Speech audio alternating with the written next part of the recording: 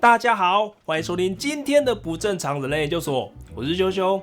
每集节目我都会邀请到一位不太正常的来宾，有的是行为举止怪异，有的是从事的工作很奇特，但更多的是他们的人生选择很不寻常。我希望从他们身上学到一些东西，看看这个社会的主流价值观以外，还会有什么其他的可能性。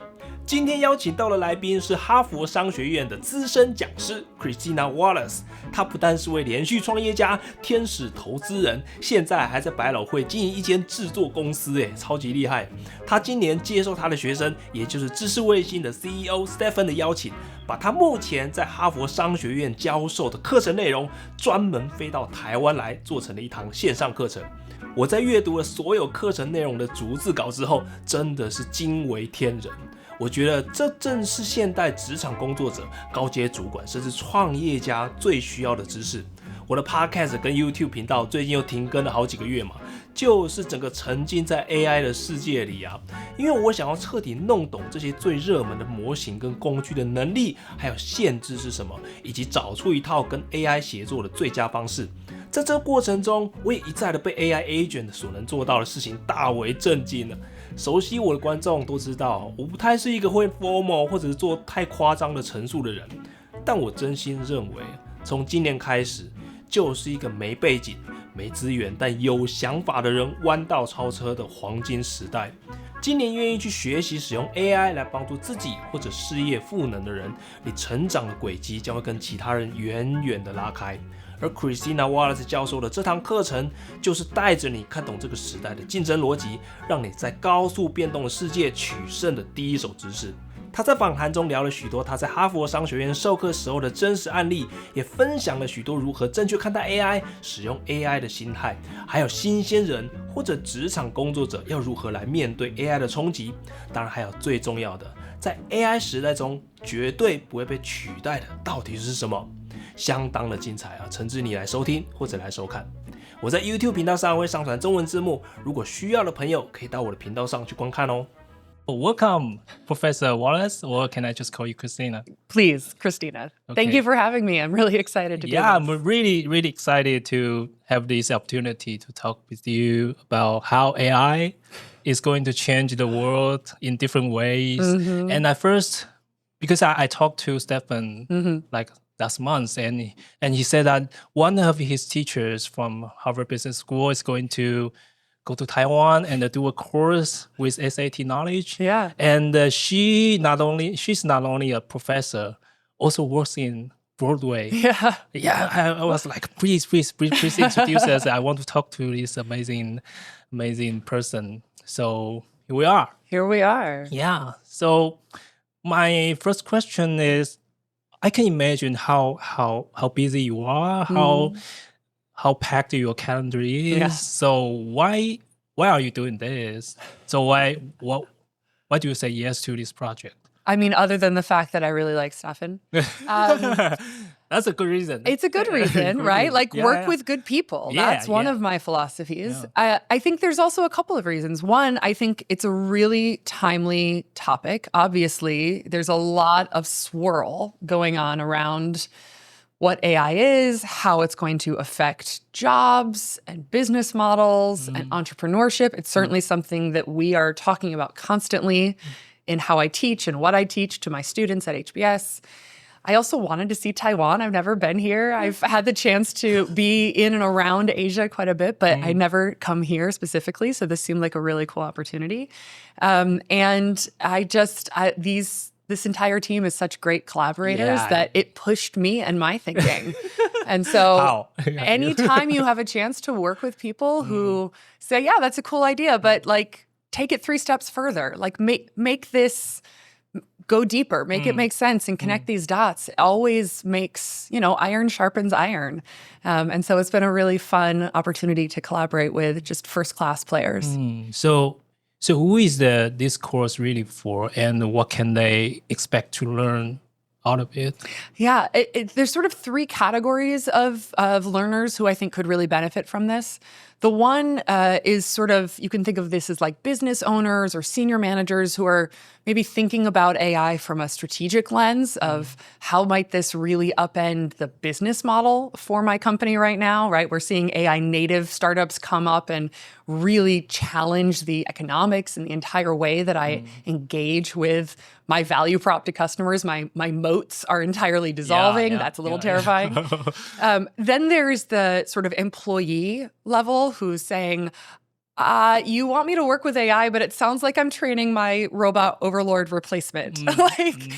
This doesn't seem like a good value prop for me. So maybe I shouldn't do anything. Like maybe I should just opt out of this entirely. And I really want to encourage them not to do that. Don't put your head in the sand, but really understand what these tools can do and where they're actually not very good and where the human value is still really powerful so that you can find that unique fingerprint that you offer the world and learn how to sort of find that collaboration that you can have with AI.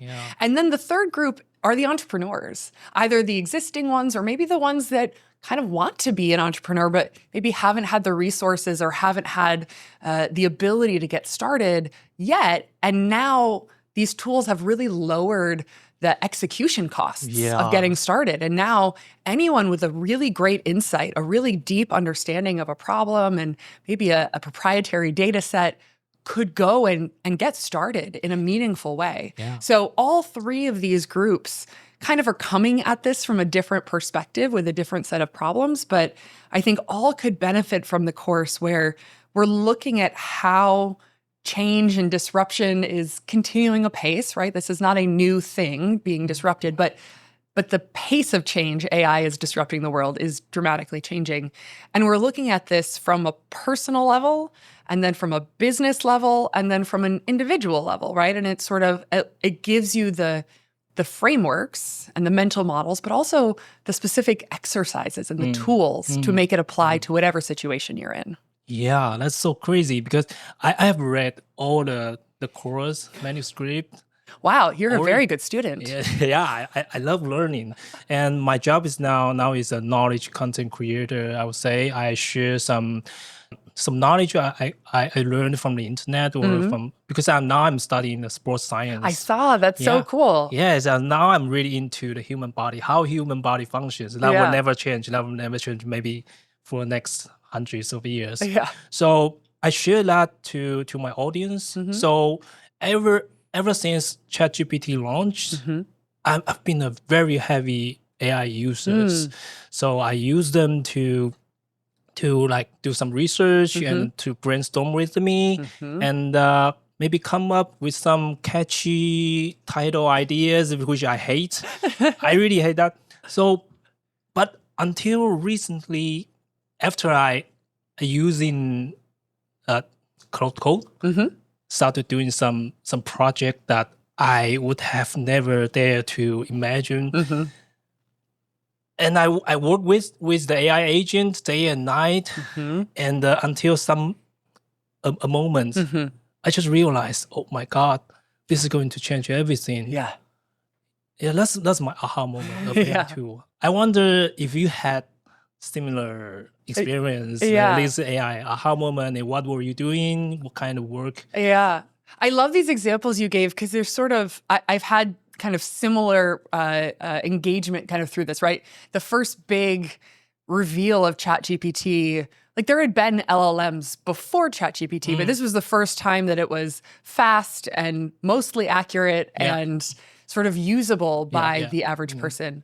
But the first kind of aha for me was after the big wave of just ChatGPT, when we started seeing this proliferation of other generative AI tools around graphics and video and being able to pull up a landing page in like 90 seconds and being able to, particularly this specific moment was, I don't even remember the names of them. These tools come so fast and furious and then they're poof, gone like 2 days later.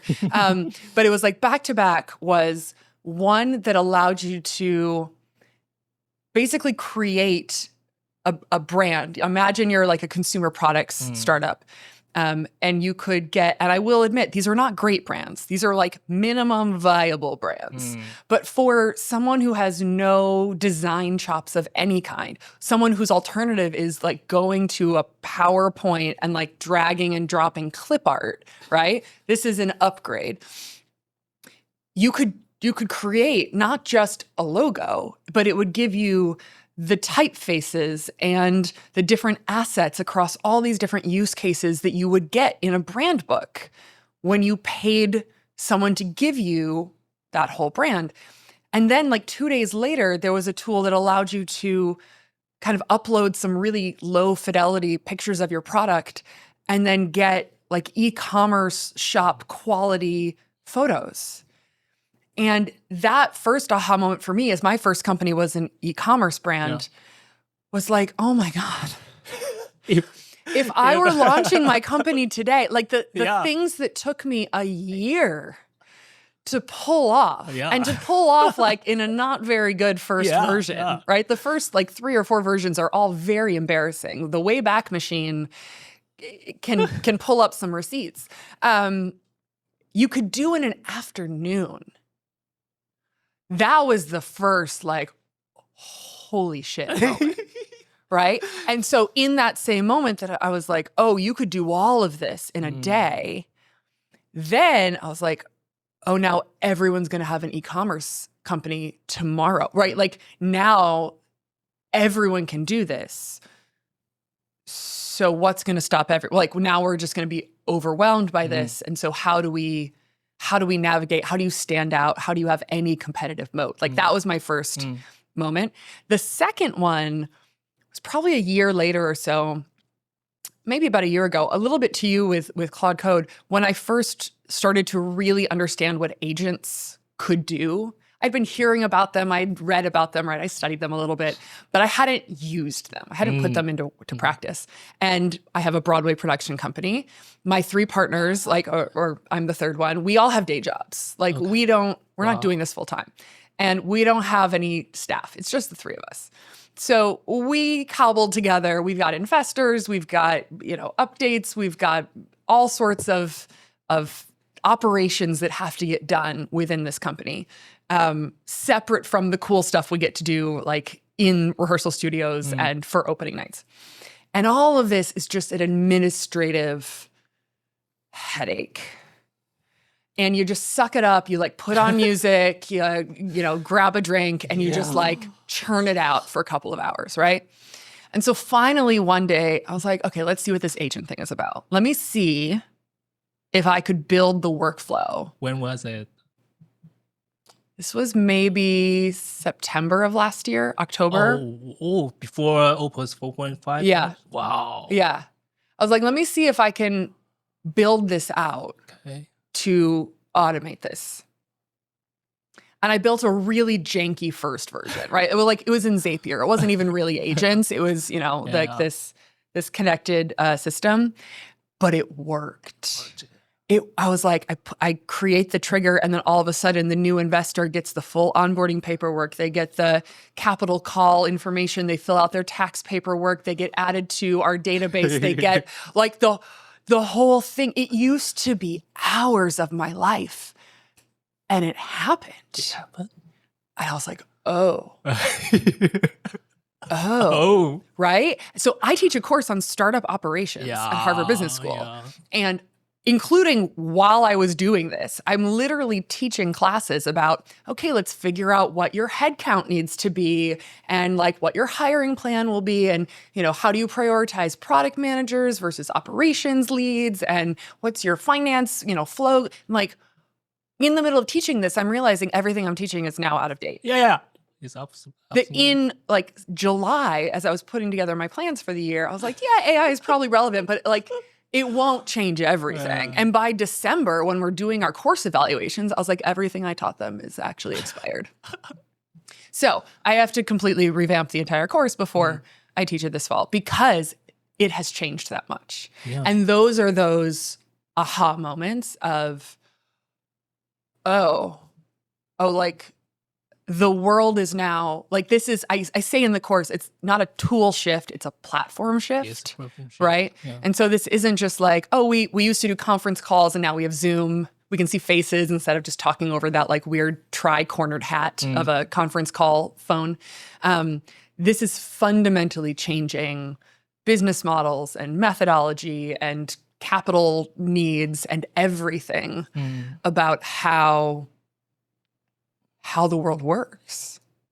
And that's really exciting and really scary. Scary and also exhausting. It's exhausting, right? Like, because it's changing at a pace that we as humans are not like evolutionarily designed to grok, right? Like it's so fast. So fast. And it's on the heels of like of 15 years of change, right? Like I just kind of want to press pause and just take a really nice nap for 3 months and then be like, okay, I'm ready, right? Like let's go. But we don't get to do that. And so I think this is where some of the reaction,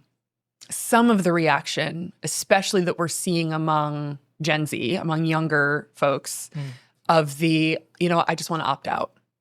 I'm not going to read about it. I'm not going to use it. I'm not going to engage with this at all. Yeah. And I'm going to just, no thank you. Yeah, because it's really too much. It's just too much. It's and overwhelming. And if it is true, the if-then statement, it just feels so existential for me that I can't comprehend what this means for my future. And so I'm not going to accept the if. Yeah. So in this course, I think you introduce a very important concept called the centaur workflow. Yeah. So I give you a little bit of my example of adapting this flow. Yeah. Because now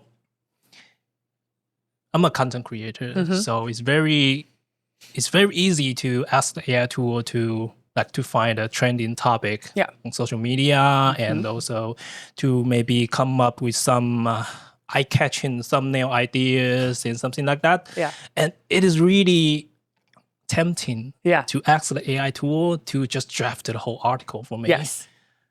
But I know if I really did that, that will...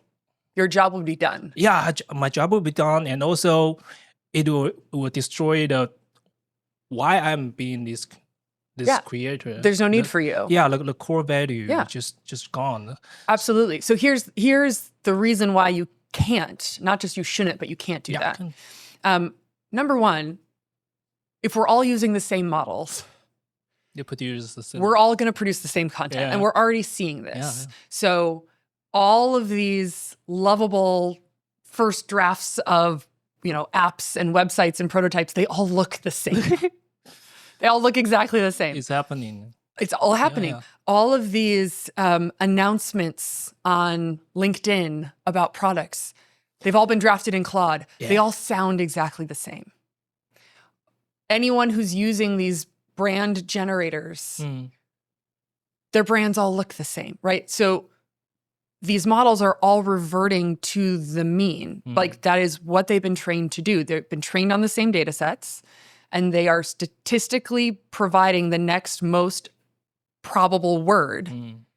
And everyone is doing the same thing. So you might be giving it different prompts, different context, different guidance, but fundamentally, you're all going to get the same product. So if you want to not just stand out, but if you want to actually have something to say, it can't do the work for you. So what it can do, and I think you had a great example of this earlier, it can do research for you. It can do a lot of the grunt work. Now, as you and I both know, you have to vet that research. You got to make sure that actually exists. You got to read the article. You got to check for the quote. It's really good at giving you stuff that sounds perfect that doesn't exist. It is good as a partner in ideation, in like spitballing ideas. Your example of I ask it for titles or names for things and what it gives me back are terrible. Exactly, 100%. But I bet you probably came up with a really good idea based off of seeing 10 or 100 or 500 ideas of what you didn't want. Because by being able to see what you don't want, you're able to become more specific about what you do want. And then in trying to describe what you do want, you finally like, you know what? I'm going to stop telling you to do it. Like, I know what it is. Yeah. Right? Yeah. I do this all the time. I treat it as a collaborator, as a brainstorming partner. And the work is not being done by the LLM. The work is being done by me in learning how to articulate what it is I actually want. Yeah. So you can think of these LLMs as interns, where you have to be really specific about what you want, and then you have to check their work. Yeah. And you have to define what different agents, their job You have to define what good is. You have to define what you want back from them. You have to define what this is. And when you stack them on top of each other, you have to decide, are you checking output between each step? Because if you're letting it pass from one to another to another to another, and there's no QA, you get something at the end and you're like, this isn't right. You don't know where it went wrong. Yeah. Right? So as you're designing, you're architecting these workflows, you have to be really thoughtful about like how and what am I sort of crafting around these parameters, what good looks like, how I'm checking that work. It takes a lot of judgment and a lot of really smart expertise. It takes a lot of humanness in this work. And that's where the Centaur comes in, right? So you can use AI tools for what they're really good at, which is kind of crunching through low cognitive work really quickly. And then you got to do what you're really good at, which is evaluating whether their work is any good, setting the parameters for what you want them to do in the first place, stringing together the work in a useful way, and then refining that work in a way that stands out and actually can create value for your organization and isn't just a me too, like everyone else's output. Yeah. So I set up a really strict rule with my AI agent. This is a constitutional rule that because they can do all the research and give me some data for my references, but the original article has to be written by me. Word by word. Yes. Yeah, by hand. Yes. By keyboard. Yes. Yeah, so we just came up a name together and we will call it Atomic Article, AA. So that's a constitutional rule. Let's just put in my agent.md. So if I cross the line, I will ask them to remind me. This is crossing like, the line. I'm rejecting this. Yeah. Acceptable. I'm not producing this piece for you. And that's good because we know from research now that if you let AI produce the first draft and you are editing off of what they provide, you're sort of tweaking mediocrity. Yeah. If you provide the first draft and then you have it sort of expound on it, or what I often ask it to do is be my first reader. Yes. Tell me, where am I making assumptions in the logic, or I'm skipping steps? And you're like, I'm confused. How do these two ideas connect? Or be my cultural reader. Tell me where I'm using phrases or references that might not connect for this specific audience. Yeah. Be a researcher. Tell me where you can find better examples or more updated data to support these claims I'm making. Yeah. Right? Like give it a role and have it pressure test your work. And that's a very different thing than have it make the draft and you take out the, it's not this, it's that, construction everywhere. And we see this also in the role of ideation. So I like to use AI as an ideation partner, but you don't want to bring it in too early. If you bring it in too early, you will, again, constrain toward average ideas. And you stop really having the wide aperture of the crazy ideas that you will never actually land on, but that you need to spark the really innovative angles that end up being the thing that actually moves the needle. Yeah. And so keep it for when you're ready for it, but like let your freak flag fly at the beginning before you let AI come in and do its thing. That's so crucial. And you mentioned a lot of judgment, and you talk about that one of the things that AI cannot replace is the judgment, and the judgment is become more and more important. Yeah. But right now, I noticed that some newly grads, they are getting harder and harder to find an entry-level job. Yeah. Because those busy executives, they now have the AI tools just right at their hand, and they never complain, and they can do the work that those entry-level jobs like they don't ask for sick days. So for those younger generation, where do they get a start? How can they get to like develop their judgment? This one is tough. I am hopeful that we will see some of the short-sightedness of this, because you can't end up with the next generation of senior leaders if we're not willing to train an entry level. Like there's no future pipeline. So this is an incredibly short-sighted cost-cutting move right now. Yes. That being said, for those who are waiting for everyone else to figure this out, I think the role right now is for them to find their own agency. Don't wait for the job, create the job. So be an entrepreneur. And that doesn't mean you have to go and like build a whole startup company and take venture money. Like it doesn't have to be huge. It could be just something that's like, what can I offer the world? What am I interested in? What do I know something about?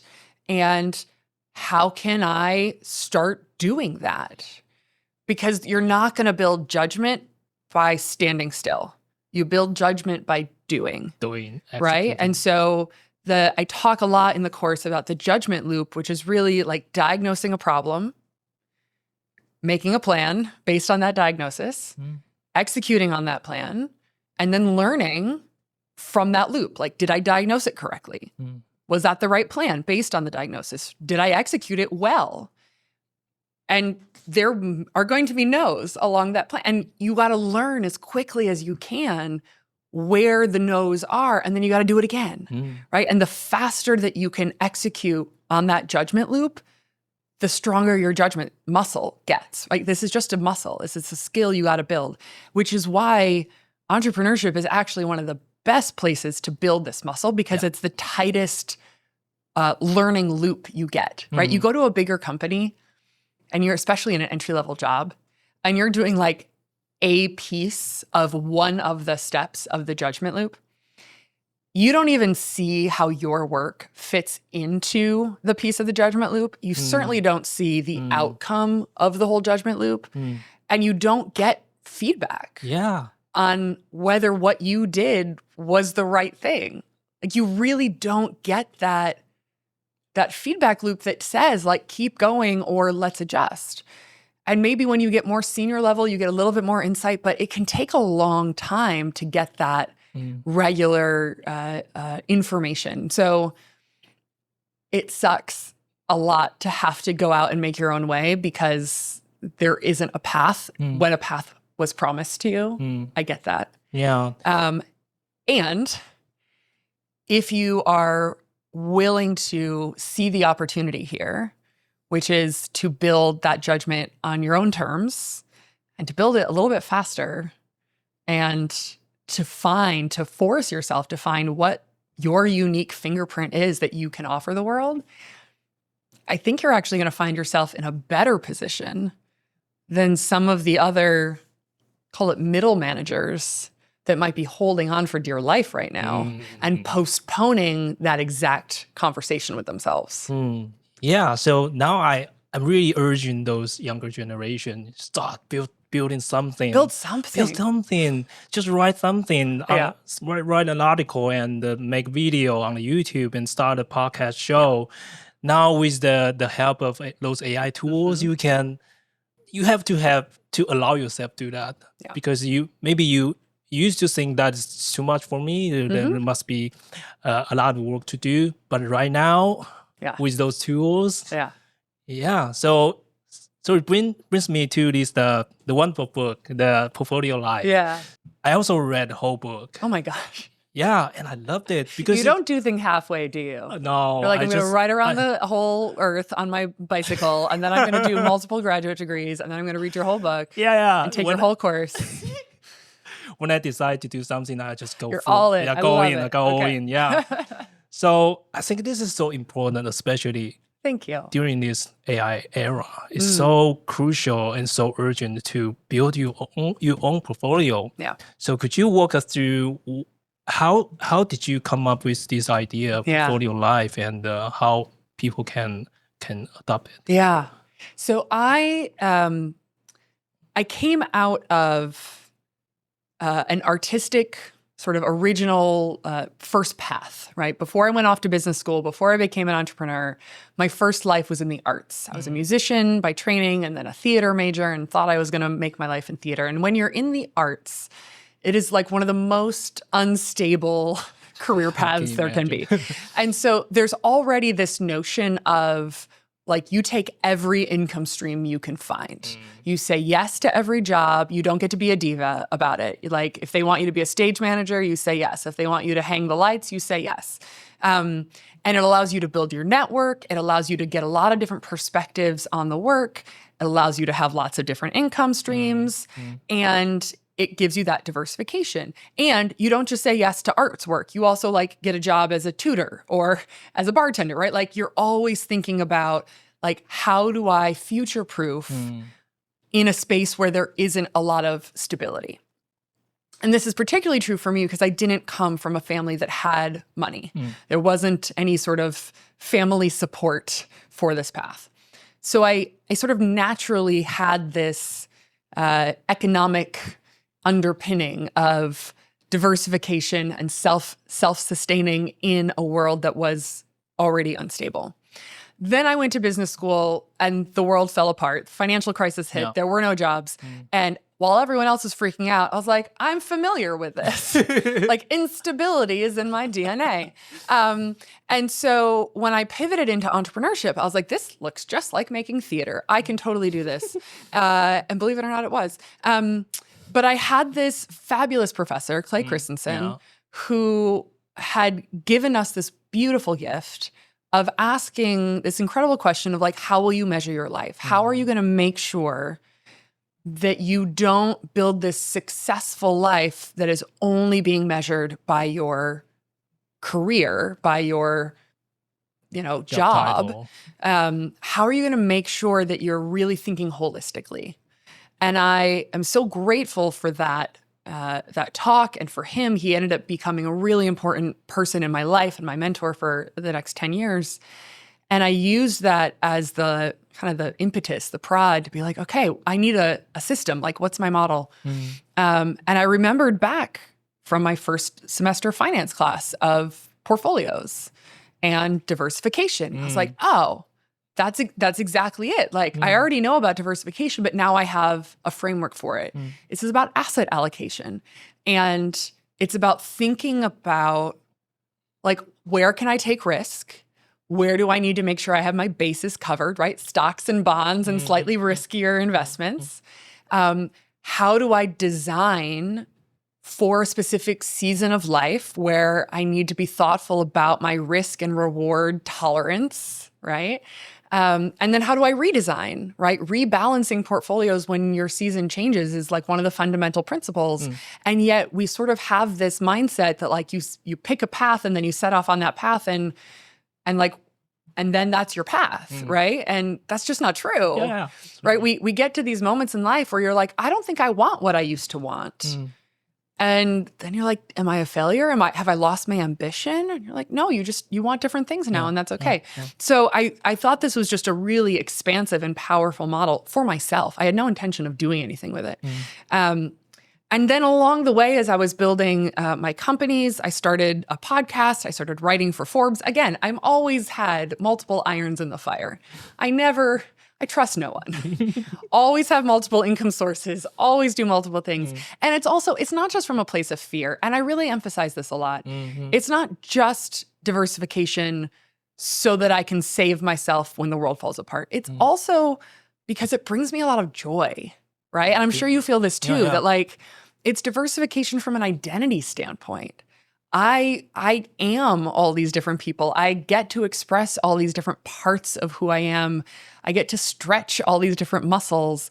I would hate to have to pick one thing and do it for 40 years. I don't care if you guarantee me a pension and like lifelong employment. Like that sounds like hell. Yeah, sounds like hell to me. Like I can't do it. So like, yes, there's the defensive side of this, but there's also like the really beautiful, expressive side of this where I got to build companies, but I also got to write and have a podcast and meet cool people that were doing interesting, intersectional, multidimensional things like I did. And in talking about this model, sort of found my people. A lot of people started connecting and writing in with me saying like, oh, this works for me too. Can you share more and more and more? And I was like, I can't keep doing these coffee chats. Like I'm running out of time. And so finally one day I had just published another book that was more like business innovation, more like a serious business book. And my agent was like, what's next? And I was like, can I write like a self-help book? Like, is that weird? What? You feel a little bit like a little bit sheepish. Yeah. I was like, it's kind of girly. No one knows where to stock it on bookshelves. Like that's the fun of it. They're like, what category is it in? I was like, it doesn't fit in a box. Haven't you read the book? So some bookstores it's on like the business table, and some it's on self-help, and some it's in careers, and some it's in like education. I love it. So I wrote the book, and now people still write me and ask for coffee. Because they have more questions. They have more questions. So now I can send them to the course. I'll be like, take the course. Yeah, take the and course. Now you use AI to enable this process. Like, I mean, that's the goal. There's so much. I mean, even I'm such a professor. In the book, in the course, it's not just enough to hear these ideas. You got to put them to work. Yeah. And so I'm told I can't use the word homework here in Taiwan. That has a negative connotation. So it's okay. So it's not homework. These are self-development tools, exercises, experiences. Okay, sounds better. Experiences. Yeah. Okay.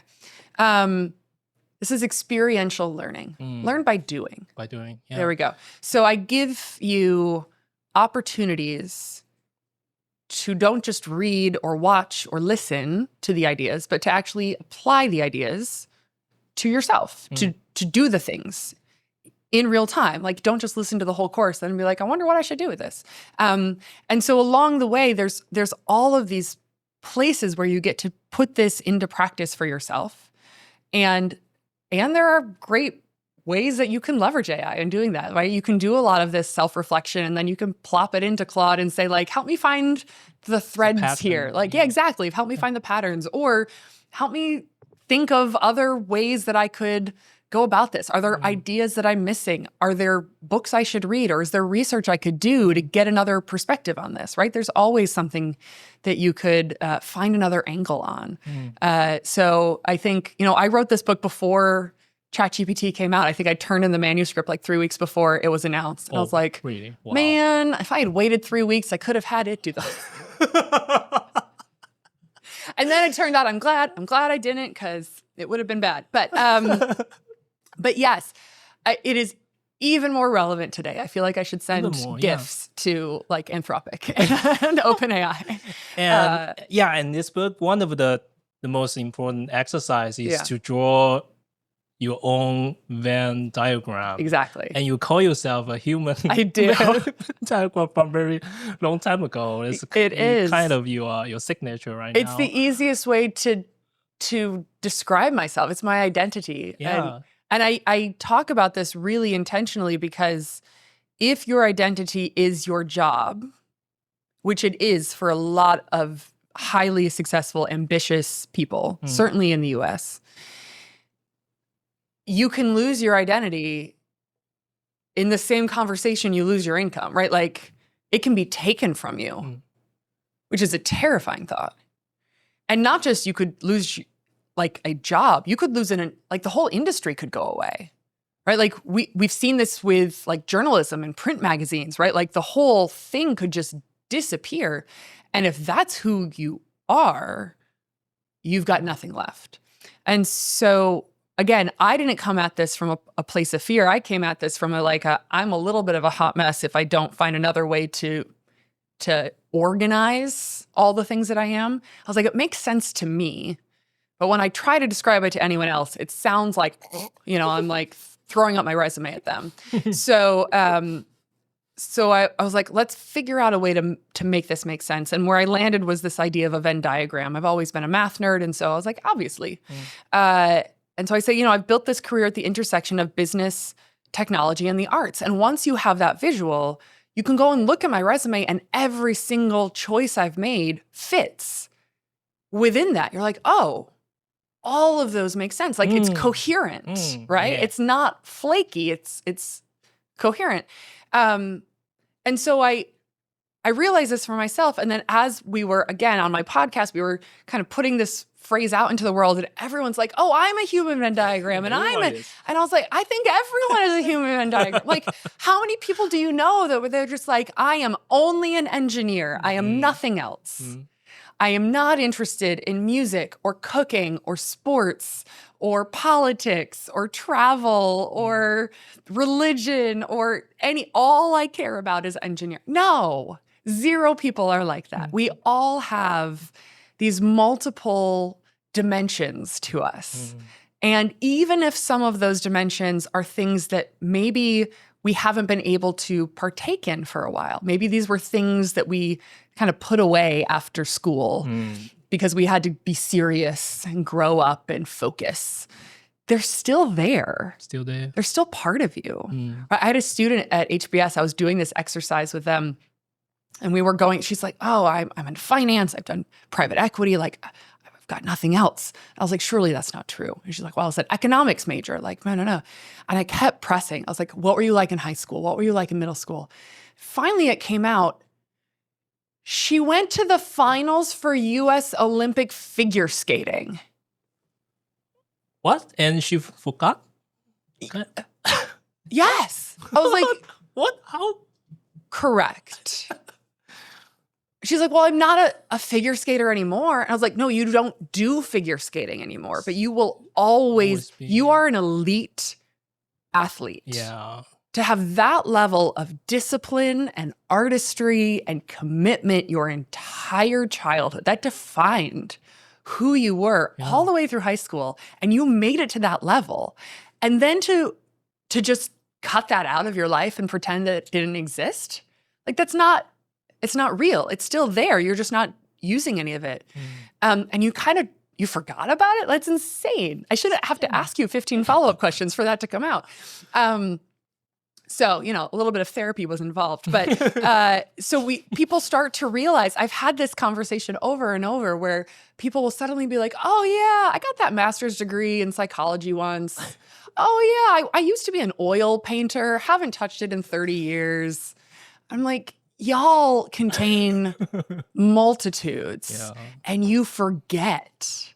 So a big part of this exercise is like excavating all of the things that you are and letting yourself remember that. And then in doing that, it also helps you realize that a lot of your superpower as a human, your fingerprint, is this unique intersection of these different things that you bring to the world. So Clay Christensen had another book, in addition to the one we all know him for with disruptive innovation, The Innovator's Dilemma. He had another one called The Innovator's DNA. And in that, he studied all of these incredible creatives and innovators and identified with his colleagues these 5 traits that were consistent across all of these different folks. And one of them that was sort of the backbone that the other 4 traits kind of wound around like DNA was associative thinking. And it was the ability to connect ideas from seemingly disconnected fields or worlds. It wasn't inventing new things. It wasn't like, you didn't have to be Einstein coming up with a theory of relativity. It was just the ability to sort of sit in multiple spaces at once and see something in one place and then translate it somewhere else. And I think that is the power of of really understanding your Venn diagram is that it then allows you to recognize that you can pull from all of these different worlds and then translate it. And now you have access that someone else in the room doesn't to these ideas, to these insights, to these networks even. And so when you're thinking about what can you offer in an AI world that cannot be given over to algorithms, it's that fingerprint. But if you can't remember that you almost made it to the Olympics, you're not going to remember that when you're trying to think through what's special about me versus Claude, you know? Yeah. So it like this is the work of, in some ways, like refinding yourself. Yeah, and you say that because that connecting the dots is what AI sucks. Yeah, AI is terrible at that. Yeah, this is because those insights that AI produces is just very, I mean, average. Yeah, they can do the obvious stuff because if you think about it, it's trained on what has already been written. So if there's already been written something connecting those dots, like math and music, we've written about that connection that exists in the world. It can identify that. If it's a novel connection, it's not going to find it. Yes. It requires you to find it. Yeah. And sometimes it's not even you finding the thing itself. Sometimes I have some great stories in the book of people I interviewed who had their aha moment, their big breakthrough. Honestly, not because of the other thing, but while they were doing the other thing, just by like turning their other part of their brain off, right? Like there's a physicist who was also a jazz saxophonist, and he was like hitting his head against the wall on this like string theory and couldn't finish his dissertation. Yeah. So he's like, you know what? Screw it. I'm going to go play at the jazz club. And at like 3 or 4 in the morning with his, trio, he has this aha moment. He's like, oh, that's how it works. And he had to get into the flow state to let his kind of brain work in the background, right? Like it's cached or something. And then he went back to his office and like finished the whole thing. And now he's this famous physicist. So I don't know, there's just so much magic in the in-between that I think this can be a really powerful next chapter for humanity. Yeah. If we can embrace the fact that we're getting away from this linear path and find the opportunity to build lives and careers out of this interdisciplinary world. It's going to just be really uncomfortable in the transition. Yeah, and I don't want to minimize that. Yeah, in the next few years, it's going to be... It's going to be rough. It's going to be rough. And so to realize this will never be replaced by AI. No.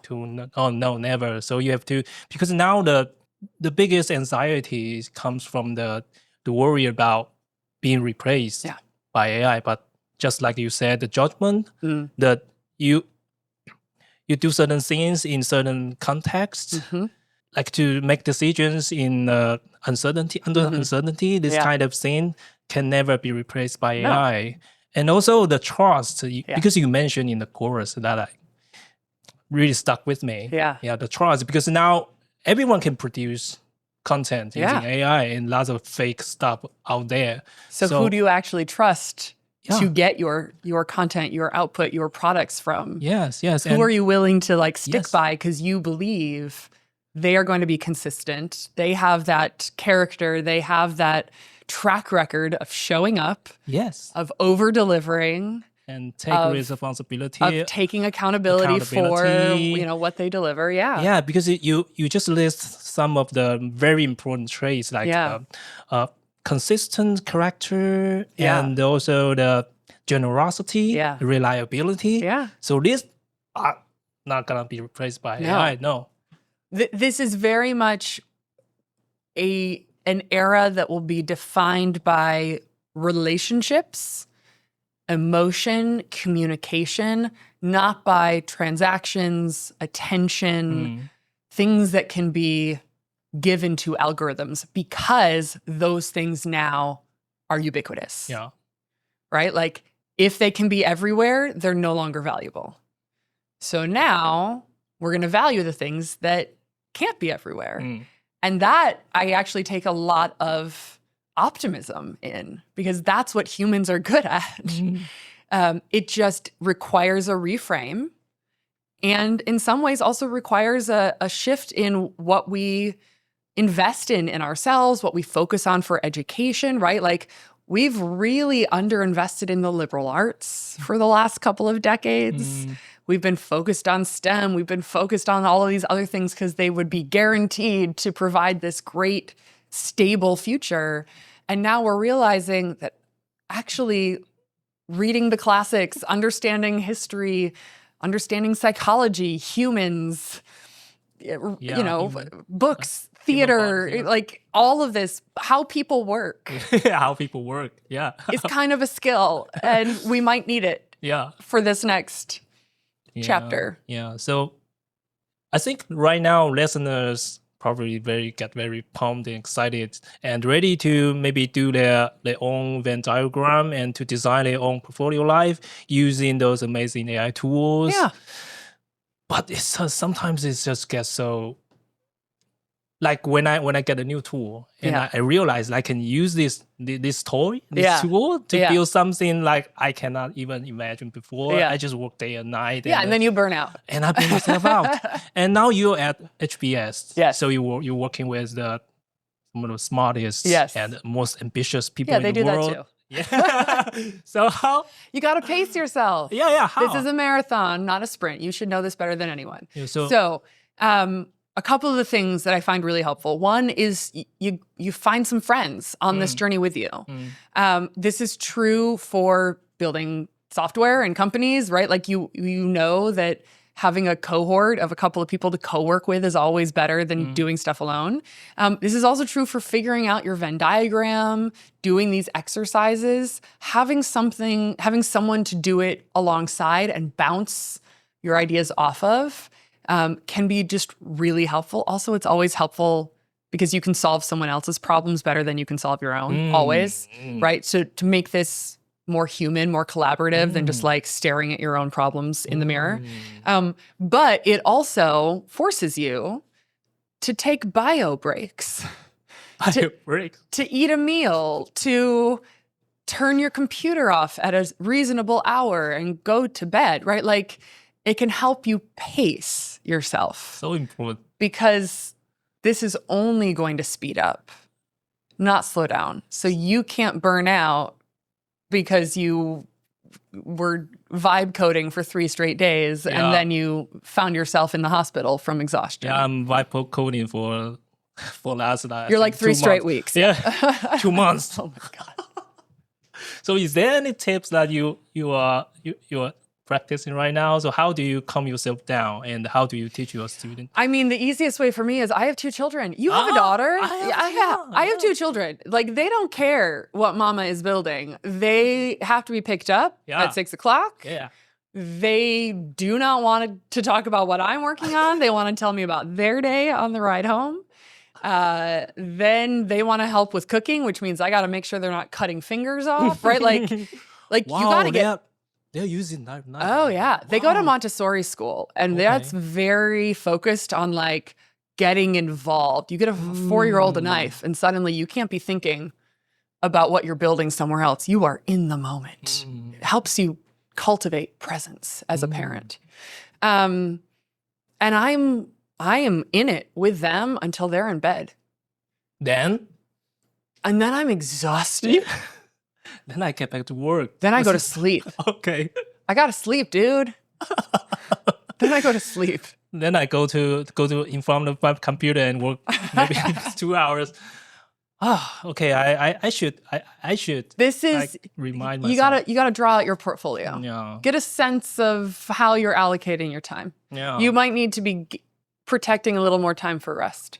I think we have to been through this period. Then we know that this is not sustainable. Yeah, we have to call it off for a day. No one is going to protect your time for you. Yeah. So let's talk about the education. So right now, the parents are those that get most anxiety right now because because they know. Do you think that the current education system is still working? Do you think they provide the kids what the skill they need in this era? It's hard because at least in the US, there's no one education system. It's a lot of smaller, sort of on a district by district or state by state education systems. So one of the things that we chose for our children is this Montessori school, which has an emphasis on a couple of things. Number one, there are no screens, no computers, no technology. That's the number one rule. Until like 5th or 6th grade. Like nothing. I think, which I care deeply about. There was sort of this wave from, 2011 through now. It's died down a little bit, but it was like the iPad launched and then Chromebooks came out and like every school decided that every kid needed a computer and every classroom needed a smart board. And suddenly, like, you walk into elementary classrooms and the kids are just staring at their computers. It's so sad. And then you go into high schools and you can see that, like, kids are passing notes by leaving comments in, like, Google Docs with their friends. And you're like, okay, this isn't working, guys. So I wanted at least the baseline education for elementary school to be on like learning the materials, the questions, the topics, the concepts, and not learning the technology and not getting distracted by the technology. And I've seen this up close and personal because my daughter, who I started trying to learn Mandarin on Duolingo. Really? I haven't gotten very far. But she got very interested in it. She's like, I want to learn Mandarin on Duolingo. And I was like, okay. So I found one of my old iPhones and I wiped it of everything. And it's like literally has Duolingo and it's only accessible on Wi-Fi at home. And I even took the browser off so she can't even get on the internet. And I was like, how bad can this be? You give her this thing and the next thing I know, she spent like 2 straight hours on it because Duolingo is gamified. Yeah, it's so addicted. It gives you all of these little pings and all of these points and and she's like, I just got to make it onto the finals board. I have to. Yeah. And I was like, your dopamine system. I was like, she's sick. She's not prepared for this. We had to take it. We had to take it back. Now we like dole it out in small amounts. But that was the perfect example of like her brain is utterly unprepared for how these systems have been designed. So none of that. We do the TV. We're absolutely the parents who watch TV. But like other than that, no screens. We talk a lot about. I mean, she knows about entrepreneurship. She's actually very entrepreneurial. Really? How? What? It's funny because it's not like I go around. I feel like the stereotypical mom at school where I'm like, oh, well, she must be the raging capitalist because she teaches at Harvard Business School. And my daughter is constantly talking about starting businesses. I swear I don't really talk about this at home. But she literally is like, I want to start this I'm going to sell my art. She's really artistic. She's like, I'm going to sell my art. Here's all my collected artwork. I'm going to go to the park. I'll sell it for $20 a piece. And I was like, it's not. And she's like, oh, I'm going to have a lemonade stand. There are going to be 5 types of lemonade. And she like outlines the lemonade. And she's like, oh, here are my ingredients list. And we're going to go to the store and you're going to help me buy the ingredients. And we're going to go to this person's house because they're right next to the park. And we're going to make the lemonade. And what do you think I need in terms of marketing? Where did she learn that? I do not know. I swear I don't talk about this at home. Okay. And then she had this grand idea that she was going to make Pokemon cards and sell them. I got on a little phone call from the school that she was like soliciting the parents at pickup. She did in fact sell one. Like she's just she's very creative and she ropes people into her shenanigans. Oh, wow. So that's my daughter. Okay. I don't know where I was going with this. Anyway, hands-on lots of shenanigans, super smart. That's our approach so far. I know at some point technology has to come into this and media literacy has to come into this. But one of the things that I've been very wary of, and we certainly talk about this at HBS in terms of where and how does generative AI come into the classroom, is that you have to learn these tools. Of course you do, but you can't let the tools do the work before you learn the work. So in the same way, everyone's like, yeah, but calculators, like we don't say you can't use calculators. No, it's different. But I'm like, but you have to learn what addition is before you let the calculators do the addition. Yeah. Like you have to learn conceptually and really, really have this deep understanding of mathematics before you can use that shortcut effectively. And so not letting the technology enter too early for like developmental shortcuts, because then we're stealing from them. We're stealing, and they cannot never and develop. They'll never get it back. Yeah, they'll never develop that ability to maybe come up something with out of nowhere, the creativity, and because that's so dangerous to just outsource your brain to AI. And just like she doesn't have the ability to not respond to the gamification of an app at 6 years old, like 13 and 14-year-olds don't have the ability, the control, the self-control to not let AI not do their homework, right? Like they don't have that discipline yet. Yeah, because their prefrontal cortex still, it's not there. Yeah, it's not there until they're like 23, right? Yeah. So like even all the way through college, it's not like a moral right or wrong thing. It's like they don't have the judgment to know that this is stealing from themselves if they choose this shortcut. And so it is up to us as educators to design an approach to education that protects them from that option. Yeah. Which is why we're seeing in the undergrad level a lot of return to blue book exams, which is what I had in college, where you literally get a blue book of blank pages and you have to write your exam by hand, which is turning out to be a problem because this is a whole generation of students that didn't learn to write in cursive. So they're like, I can't write for an hour. Like, I don't know how. I've been typing my whole life. And we're like, oh, we kind of screwed you in a couple of ways, didn't we? And for us at the business school level, like we teach case method. And we had a little bit of a crisis of confidence when all these tools came out and we realized that students could drop the case in and they could drop the assignment questions in and be given, here's what you say when you're cold called. And we're like, oh my gosh, like, is there still a need for us? And then we realized that it does require us to up our game as instructors. We have to prod more deeply. We have to change up our teaching plans so that we're coming at them in a much more unexpected way rather than sort of following the plan that we've always had. But case method, unlike lecturing or reading from textbooks, like it's the one pedagogical tool that actually does survive all of this.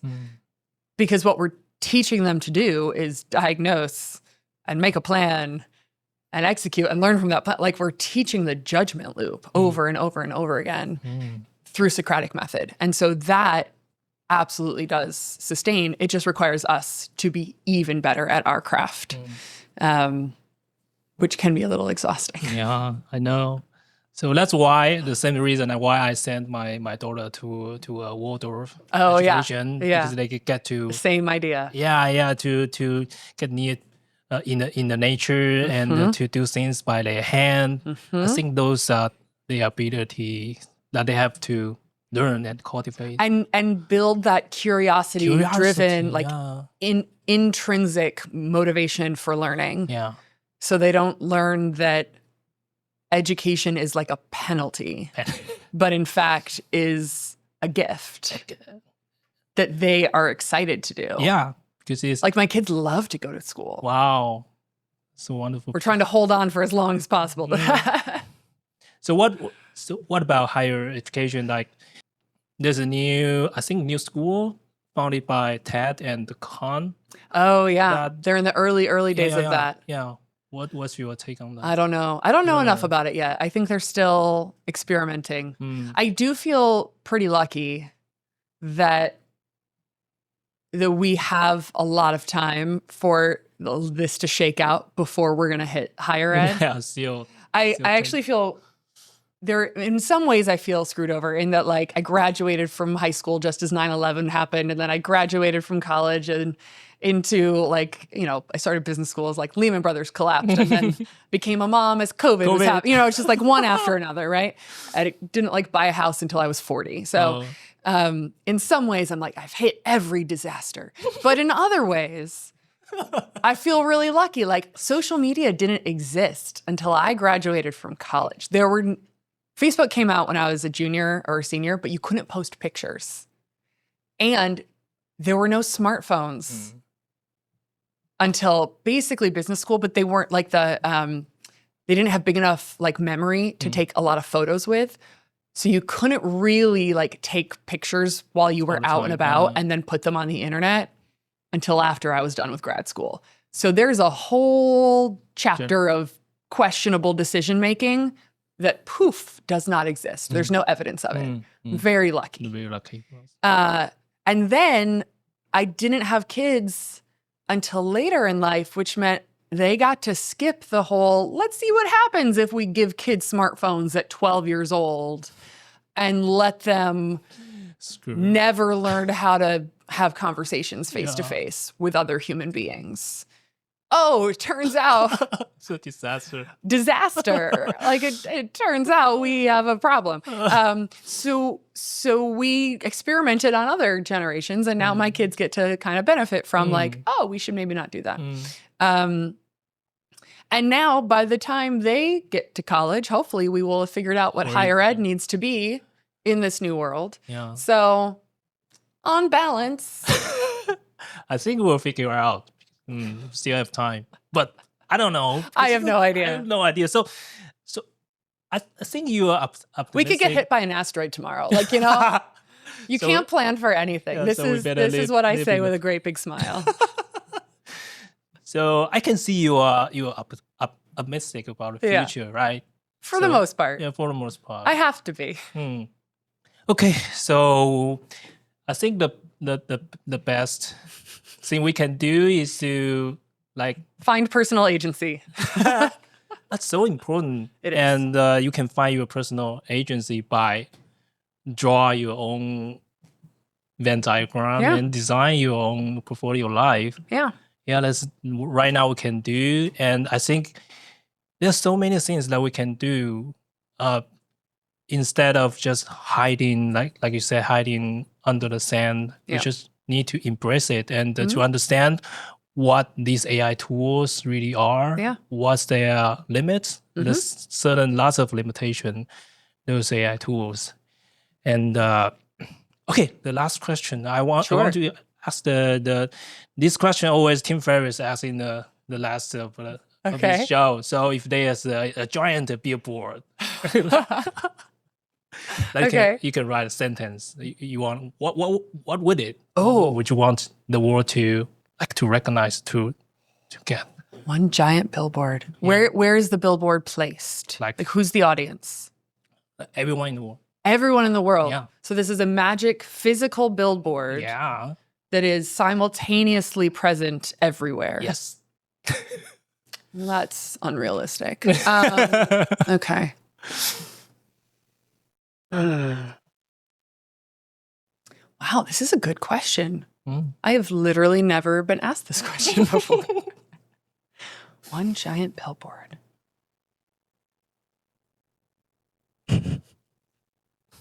Go take a nap. Go take a nap. I cannot tell you the power that a nap has given me as a grown-up. As an overscheduled, slightly always tired person, I started giving myself a nap when my kids needed naps. Now they don't need naps anymore, and I still get the nap on the weekends.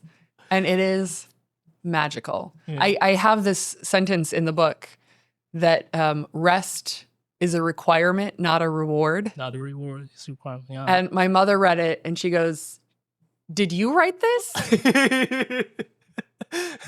Do you believe it? And I said, well, I'm working on it. So she cross-stitched it onto a little piece of fabric and mailed it to me. She's like, put it on your desk. Yeah. So now I get to see it every day. Nice. So there we go. Maybe I'll take a nap. Yeah, folks, take a nap. Yeah, because it's going to be changing faster and faster. So just take a nap and just calm yourself down, do a little bit meditation. Yeah. Basically, everyone's a toddler at heart. Eat a snack or take a nap. There we go. Maybe I'll amend my billboard. Okay. Wow, thank you so much. Thank you. Christina. This has been a wonderful conversation. And hopefully everyone can learn a ton from this your book and the course you're going to launch with SAT knowledge. And I think everyone is going to be benefit from it. Thank you so much. It's been an absolute pleasure. Thank you. 以上就是今天的内容。如果你对课程有兴趣，可以点击资讯栏的链接去购买，用我的折扣码 SHO198 来购买，还可以获得350块的折扣哦。我真心觉得能够以这样的价格获得哈佛商学院第一手的知识，真的是相当的难得。想在这个快速成长的 AI 时代占到先机的话，千万不要错过哦。这里是不正常人类研究所，祝你能成为最好版本的自己，活出属于你的不正常人生。我们下次见，拜拜。